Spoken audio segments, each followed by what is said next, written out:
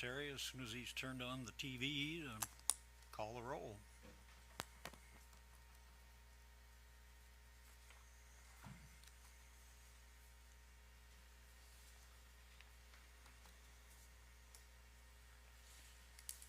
Mark Acosta, Here.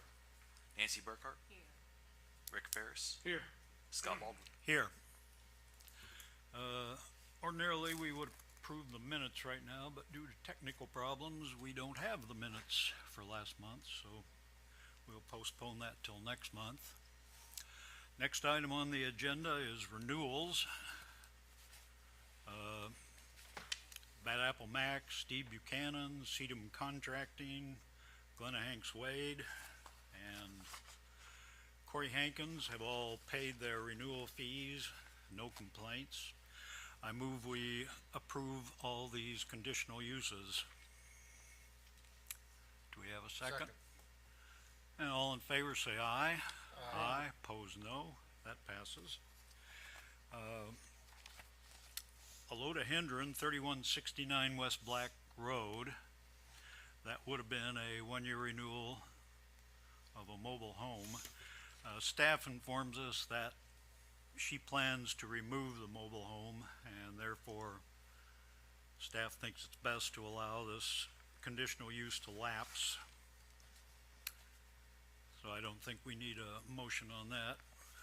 The last one on the agenda here, the White Barn Venue, 160 Goins Road or 501 Thomas Hill Road. They had a one-year renewal for which they paid, but were informed by staff and our attorney that there was a previous agreement that this should be extended to a 3-year renewal from a 1 year.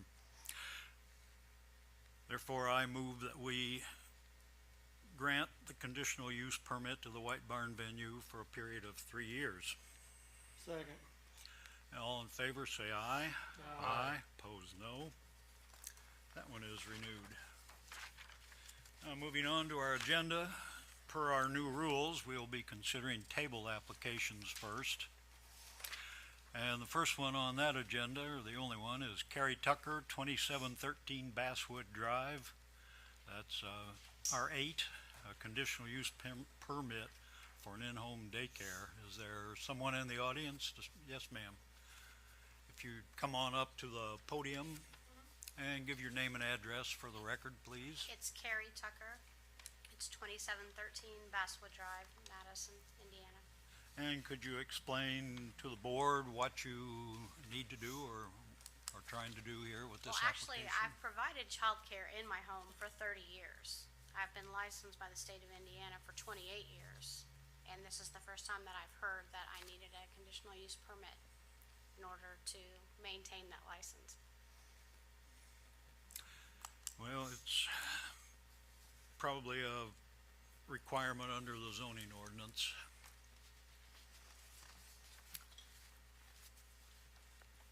So you've actually been there for 30 years. Never had, nobody has any record of any complaints. Board members, do you have any questions or comments for Ms. Tucker?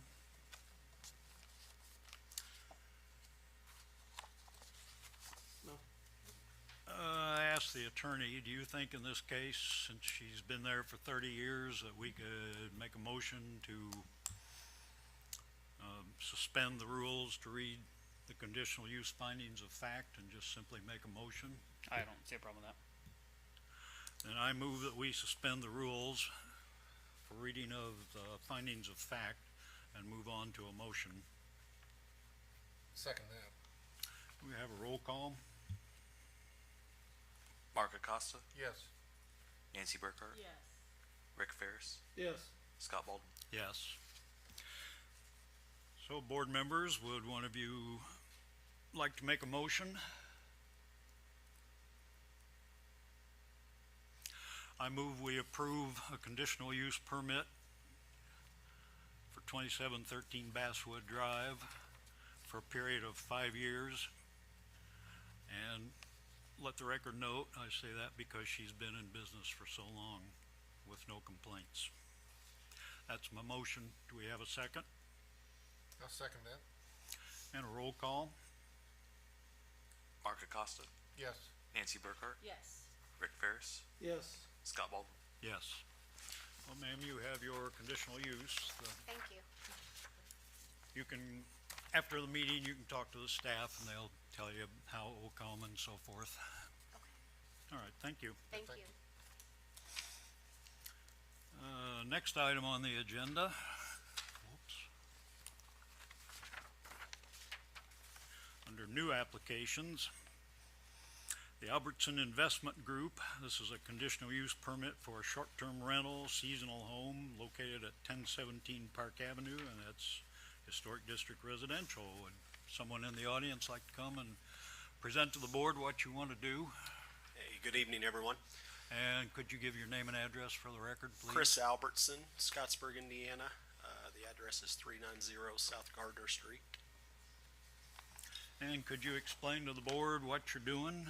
Yeah, 1017 Park Avenue, actually buying that for, to develop for our own personal use. We like to come over in the summer and boat, and we have some friends in the Madison area and love downtown Madison, and so primarily for that use, but also want the option to rent it out as a short-term rental in the times that we're not using it, so. Board members, any questions? Any comments?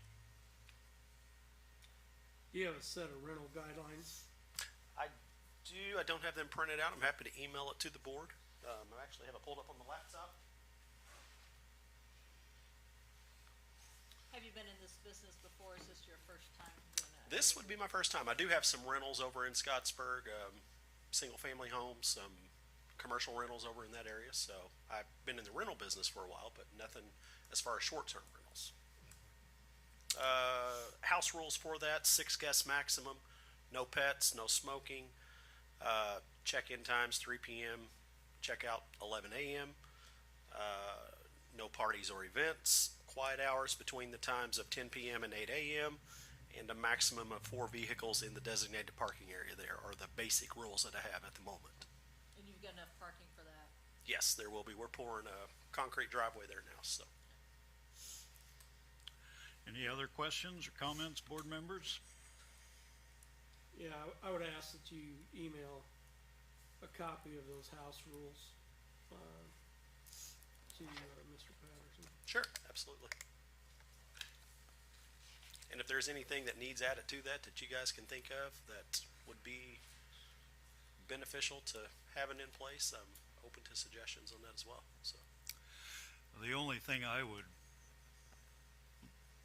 like to see included is no outdoor amplified music, because you do live near a residential neighborhood.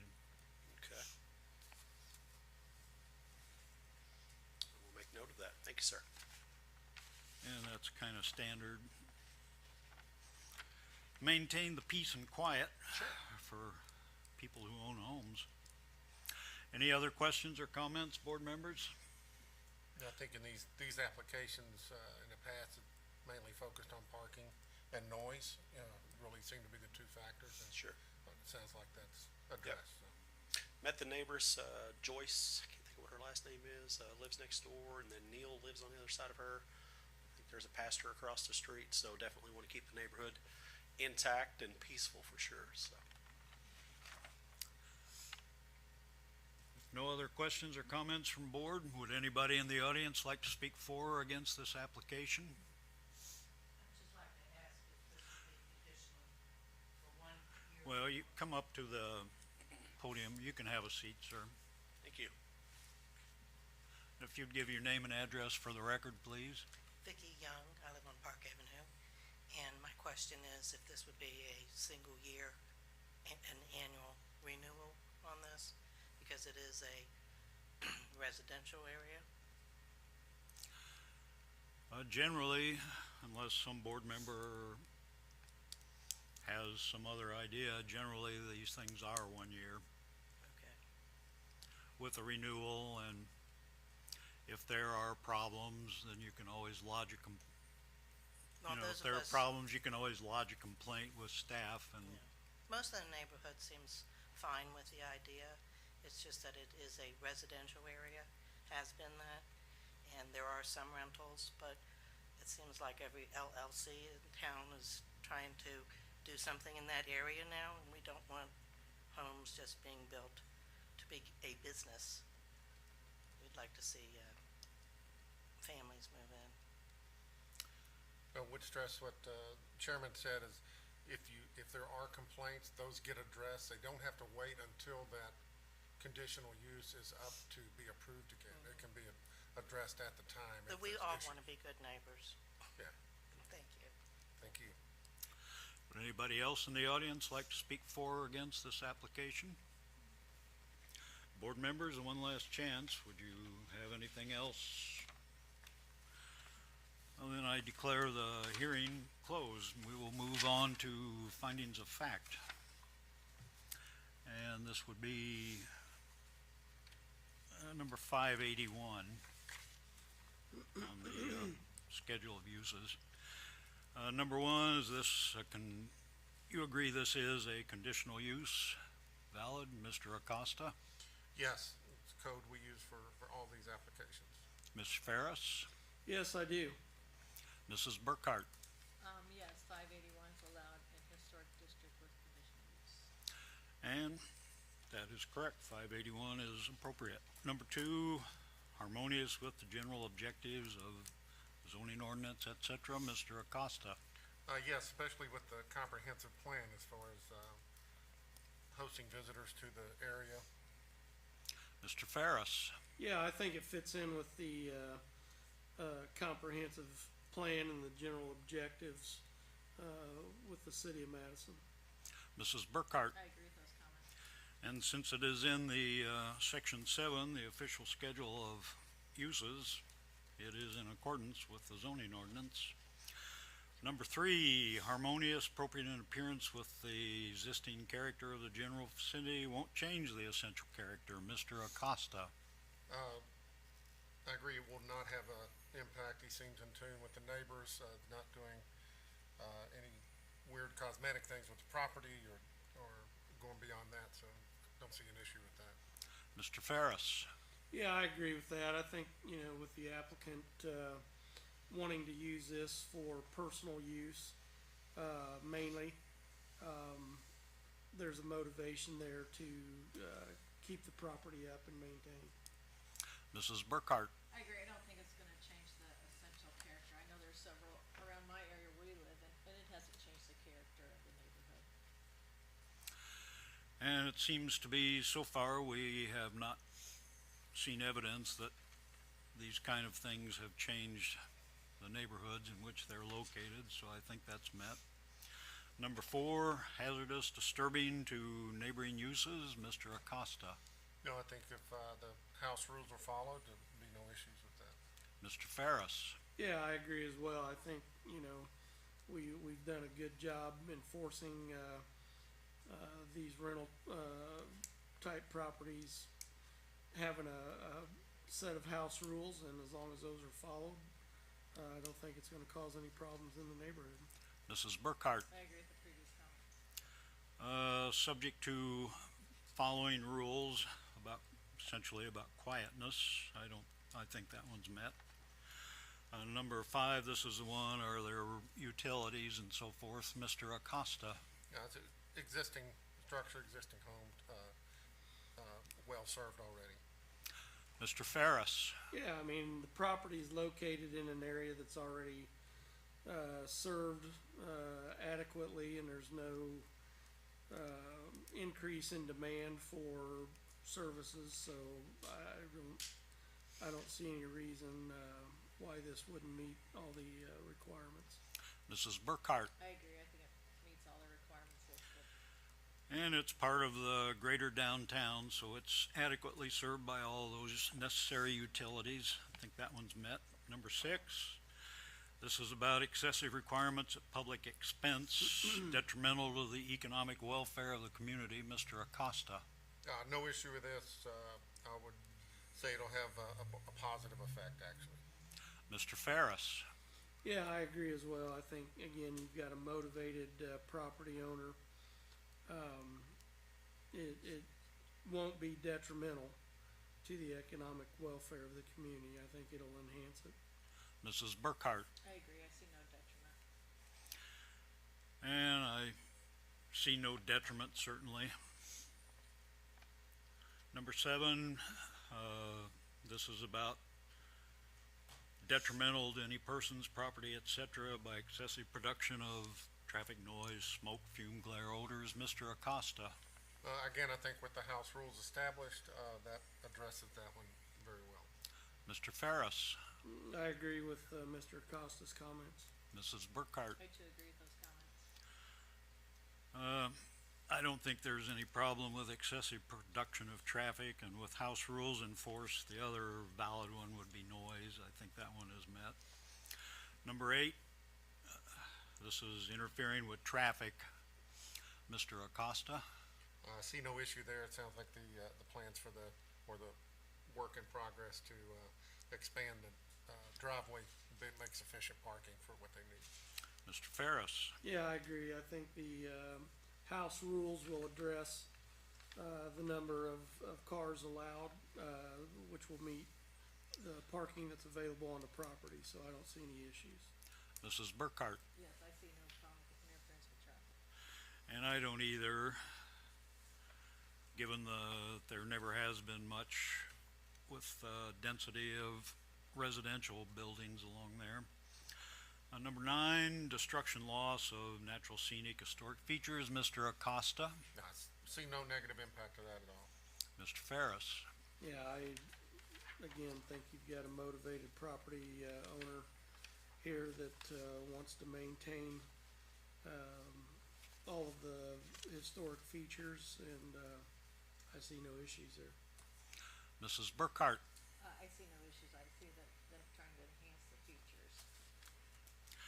And I'm not even certain this one applies since it's new construction.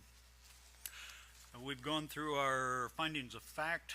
I move that we approve conditional use permit for this applicant for a period of 1 year, subject to the following conditions.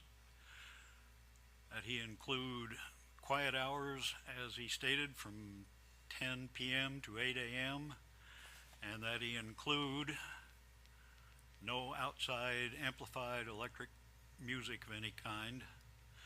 And I make this motion contingent upon his submitting his rules to the building office.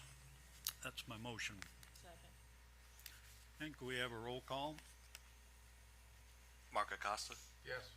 Nancy Burkhart, Yes. Rick Ferris, Yes, Scott Baldwin. Yes. Well, sir, you have your conditional use. We wish you well. Next item on the agenda, actually, it's the same applicant. Apple Tree LLC, this one's a variance from development standards for setbacks, located 313 East First, that's Central Business District. Yes, ma'am, would you give your name and address for the record, please, and Paulette explain? Bondcutter, 427 Vine Street, Madison. And could you explain to the board what you're trying to do here?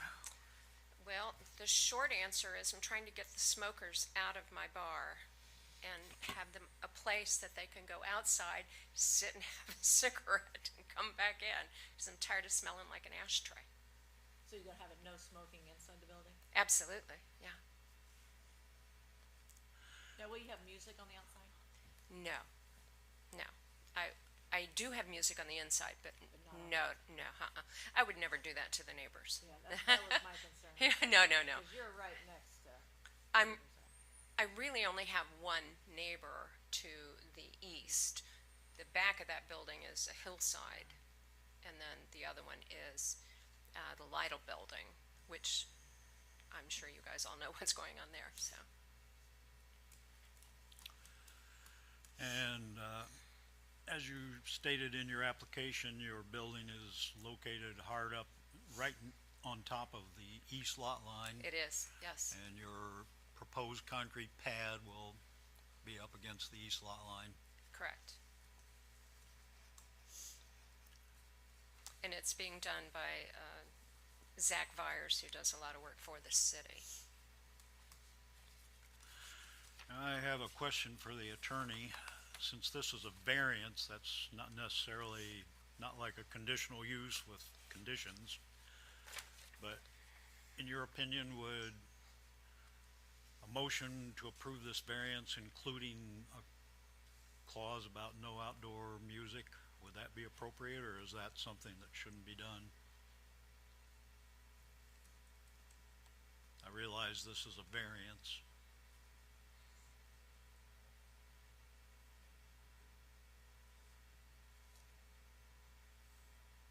I don't think that that would need to be in this application. I think it's a different type of application. Well, I just wanted to clarify Yeah. in my own mind. Board members, do you have any questions or comments? How long have you been in operation? I closed on it December 8th. But it's been there for how long? It's been there a while. It's been a bar quite some time. The previous owners had it for 11 years. And then the Elks Club, when it burned, was over there as well. It's been a urology office. Mirror Manufacturing. It was originally built in the early 1800s as a wool warehouse.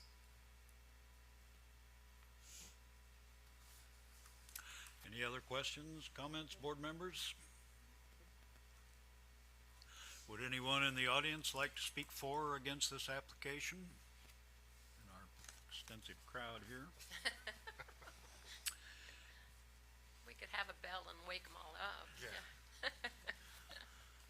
One last chance, board members. Okay, well, thank you, ma'am. You can have a seat. We will move on to our findings of fact. This is a variance from developmental standards. Number one, will approval of this application be injurious to the public health, safety, morals, general welfare? Mr. Acosta. No, I do not think so. Mr. Ferris. No, I don't believe so. I mean, it's been in business, for a while, and there seems to be no complaints. Mrs. Burkhart. No, I don't see it. Like I just stated before, it's been there for quite some time. And like I said, there have been no complaints. And the variance is to build a concrete pad. Specifically, it's to build a concrete pad up to the lot line, so I think that one's met.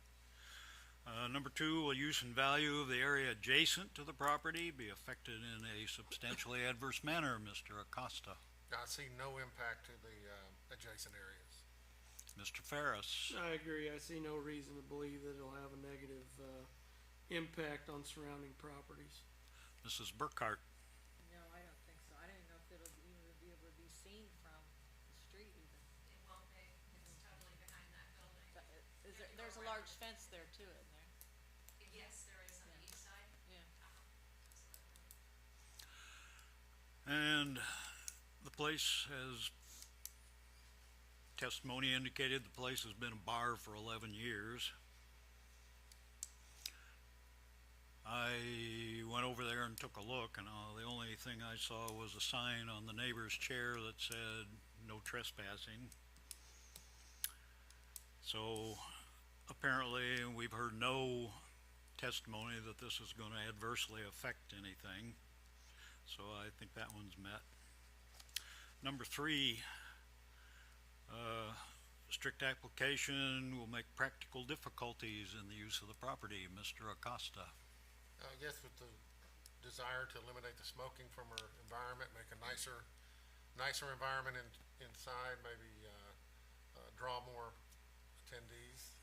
So yeah, that without this, that's going to limit her on those options. Mr. Ferris. Yeah, I mean, the practical difficulty is that she wouldn't be able to build the, outside smoking area, which, I can certainly understand why she would wanna do that, so, if we don't approve it, then she can't build. Mrs. Burkhart. I agree with Mr. Ferris' comment. If we were to enforce the 3-foot setback, there would be a concrete pad with a 3-foot patch of gravel, which seems to me rather practically silly. So I think that one's met. We've gone through our findings of fact. This is a variance from developmental standards. Do we have a motion? I make a motion, we approve this, application. Second. Do we have a roll call? Mark Acosta, Yes. Nancy Burkhart, Yes. Rick Ferris, Yes. Scott Baldwin. Yes. We have now approved that variance for construction of a concrete pad, and she also has a variance for parking requirements because the ordinance allows parking for, it allows a variance to be granted for parking up to 500 feet away from the business in question. And so applicant has asked for a variance along those lines that we could use. Actually, she has requested to use the public parking lot at Jefferson and Second and other on-street parking within 500 feet of the business to satisfy the parking requirements in the zoning ordinance. So ma'am, could you explain your problem, how many spaces you have in your existing lot and things like that? From a technical standpoint, I think the most I could ever park on the side of that building would be 3 to 4, meaning one would be a handicap parking space.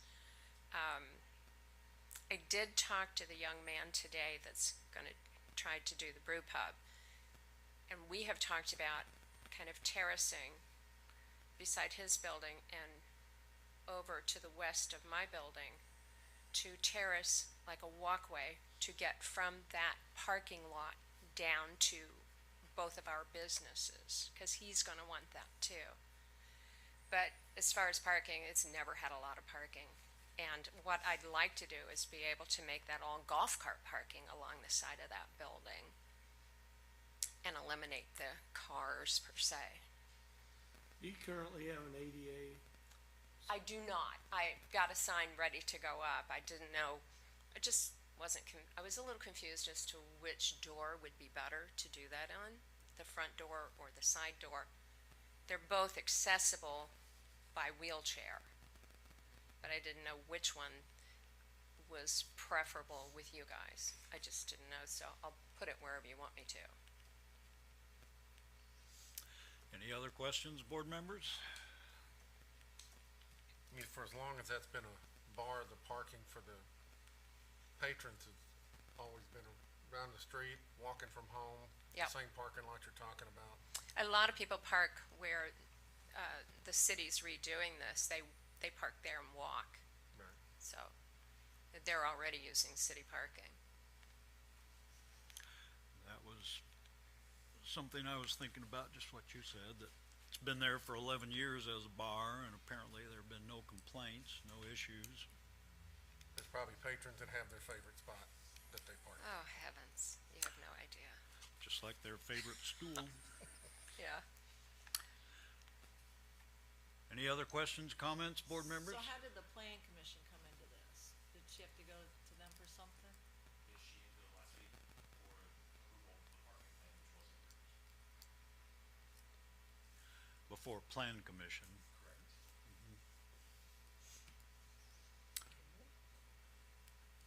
Any other questions, board members?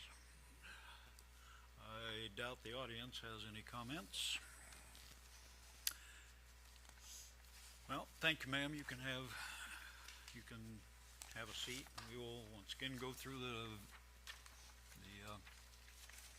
variance from developmental standards criteria. Number 1, injurious public health, safety, etc. Mr. Acosta. No, see probably absolutely nothing changing as far as what has always been the situation there. Mr. Ferris. No, I see this as just a formality.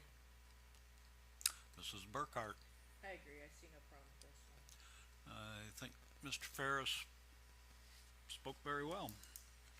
Number 2, use and value of adjacent Properties, Mr. Acosta, No.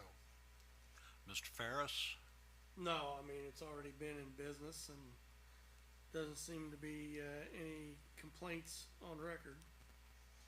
Mrs. Burkhart, No, I see no problem. You have a large parking lot behind there to the north of it. and given the history of the place for 11 years as a bar, I see no problems. Number 3, practical difficulties in use of property, Mr. Acosta. Yeah, I mean, it's, without this, there's nowhere for her patrons to park. Mr. Ferris, Yeah, I agree. It's just like many other applications that come before this board. You know, parking is in short supply and she has a reasonable, option to exercise for that, so I think all the conditions are met. Mrs. Burkhart, I agree with the limited space she has in the historic district. She'll need something like this. and the practical difficulties have been outlined, that there is limited parking. The 11-year history of the place does not seem to have made any great issues. The use is going to be the same as it was for the past 11 years, so I think that one's satisfied. Well, we've gone through our findings of fact. Board members, do we have a motion? I move we approve this application. Second. A roll call? Mark Acosta, Yes. Nancy Burkhart, Yes. Rick Ferris, Yes. Scott Baldwin. Yes. That finishes up that business. And now last time, we have adopted rules. We have all seemed to have agreed, and there's been a public comment time to start the meeting at 6 p.m., or in my opinion, 15 minutes after the end of the meeting before. And so, just to make this formally clear and clean, I think we need to make a motion to amend the rules. Therefore, I make a motion to amend the rules that the Board of Zoning Appeals meeting will start at 6 p.m. or 15 minutes after the end of the prior meeting. I second that. I think we have a roll call. Mark Acosta, Yes. Nancy Burkhart, Yes. Rick Ferris, Yes. Scott Baldwin. Yes. And I believe that's all on the agenda. Is there anything I've omitted, staff? Well, having done our business here, we take a motion to adjourn. I move we adjourn this meeting. Do we have a second? Second. All in favor, say aye. Aye. Pose no. We are adjourned. Hey, Joe, what time's the plan commission meeting start? 5:30. Yeah, but usually they're done at, generally, I just have to be here at 6. you better be here at 6. We won't start earlier than 6 then. No. I won't be here till 6. I'm just, Generally, they start at 5:30 and they're generally done at 5:37.